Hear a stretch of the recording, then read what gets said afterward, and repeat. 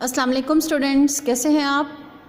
میں آپ کو اردو کا لیکچر ڈیلیور کرنے جا رہی ہوں، جس میں آج ہم ہجرت نبوی کی ریڈنگ کریں گے، ساتھ میں الفاظ معنی کریں گے اور ساتھ میں درخواست بے وجہ بیماری جو ہے وہ ہم آج لکھیں گے بھی اور اس کو یاد بھی کریں گے۔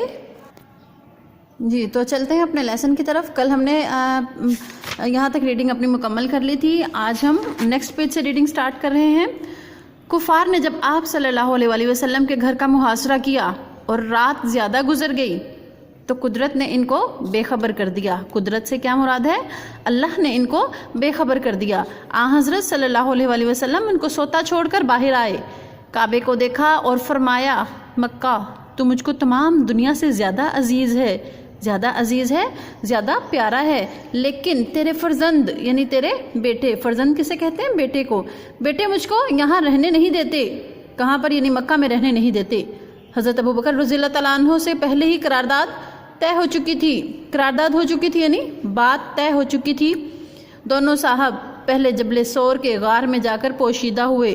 جبل کسے کہتے ہیں؟ پہاڑ کو۔ کسے کہتے ہیں؟ پہاڑ کو۔ جبل سور کے غار میں جا کر پوشیدہ ہوئے یعنی چھپ گئے، ٹھیک ہے۔ یہ غار آج بھی موجود ہے اور بوسہ گاہ خلائق ہے۔ بوسہ گاہ کسے کہتے ہیں؟ چومنے کی جگہ، ٹھیک ہے، وہ جگہ جس کو چومے، اور خلائق یعنی مخلوق، لوگ جس کو چومے اس کو کہتے ہیں بوسہ گاہ خلائق۔ حضرت ابوبکر رضی اللہ تعالیٰ عنہ کے بیٹے عبداللہ جو نوخیز جوان تھے، نوخیز یعنی ابھی جو ہے نا وہ جیسے 17-18 سال کا جو ہے نا وہ لڑکا ہوتا ہے، نوجوان تھے، شب کو غار میں ساتھ ہوتے، یعنی رات کو حضرت عبداللہ رضی اللہ تعالیٰ عنہ آپ کے ساتھ ہی موجود ہوتے۔ صبح منہ اندھیرے شہر چلے جاتے۔ منہ اندھیرے یعنی ابھی دن اچھی طرح سے روشن نہیں ہوتا تھا کہ وہ شہر چلے جاتے اور پتہ لگاتے کہ قریش کیا مشورے کر رہے ہیں۔ جو کچھ خبر ملتی شام کو آ کر حضرت صلی اللہ علیہ وآلہ وسلم سے عرض کر دیتے۔ عرض کرنا ہوتا ہے بیان کرنا۔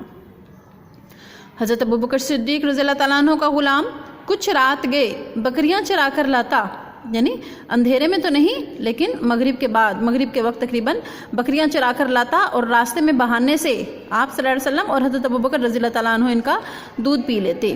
3 دن تک صرف یہی غذا تھی، یعنی 3 دن آپ نے اس غار میں گزاری، 3 دن تک صرف یہی غذا تھی۔ لیکن ابن حشام نے لکھا ہے، ابن حشام ایک مصنف ہیں جو سیرت کی کتابوں جو ہے نا وہ بہت زیادہ انہوں نے تحریر کی ہیں۔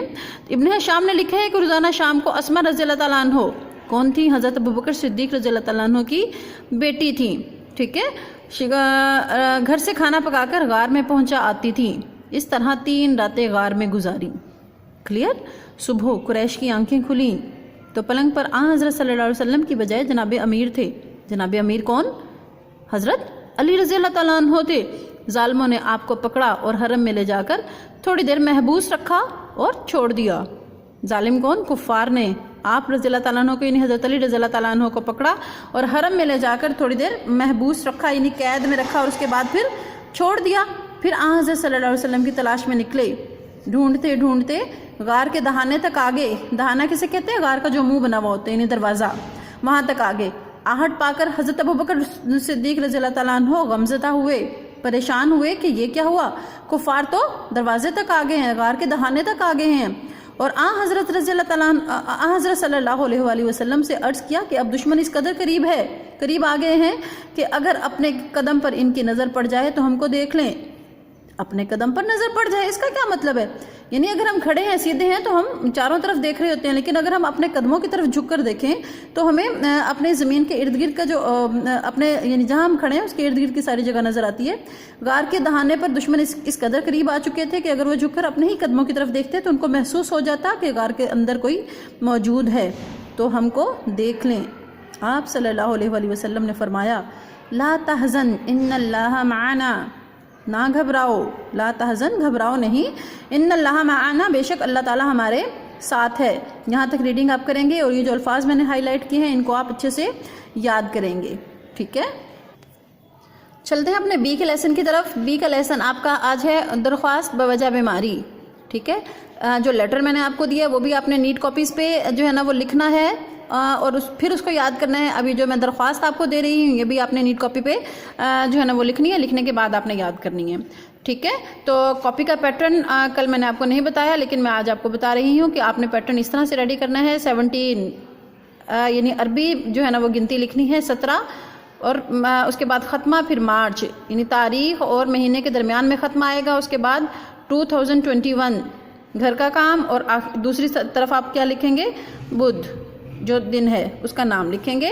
ٹھیک ہے, اوپر سبجیکٹ کا نیم آئے گا, اس کے بعد عنوان آئے گا. درخواست بے وجہ بیماری آپ کا آج کا عنوان ہے.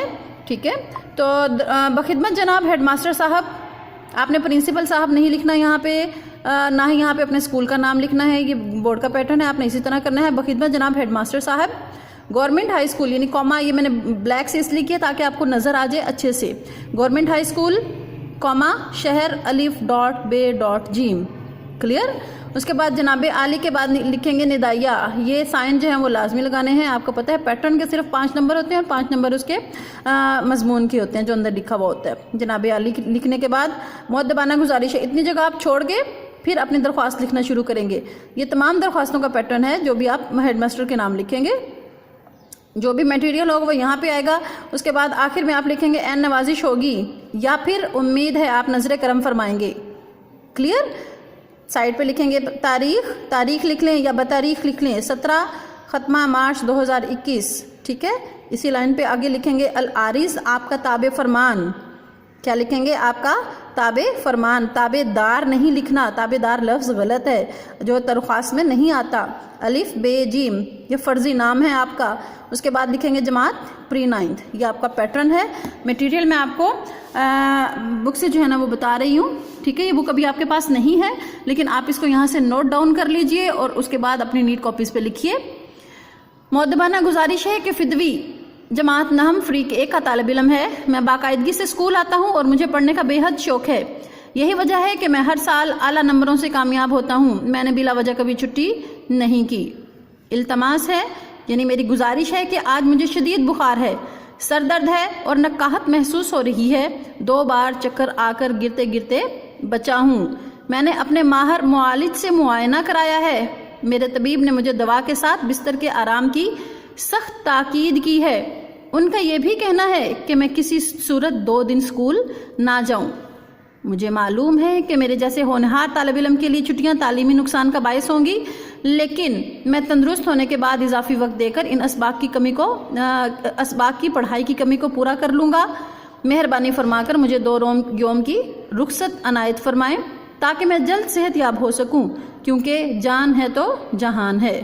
ٹھیک ہے, یہ میٹیریل ہے.